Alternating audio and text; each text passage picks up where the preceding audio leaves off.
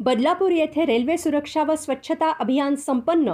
Maharashtra railway प्रवासी महासंघाचे अध्यक्ष तथा सेंट्रल रेल्वे कमिटी सदस्य ZRUCC मेंबर अभिजित धुरत यांनी 4 ऑक्टोबर 2024 रोजी बदलापूर रेल्वे स्टेशनला भेट देऊन पाहणी केली. यावेळी RPF व रेल्वे पोलीस, रेल्वे प्रशासन यांच्यामार्फत रेल्वे सुरक्षा व स्टेशन स्वच्छता अभियान संपन्न झाले. यावेळी महिला हेल्पलाईन 112 तसेच RPF हेल्पलाईन 139 व रेल्वे पोलीस हेल्पलाईन 1512 यांच्या माहिती देऊन जनजागृती करण्यात आली.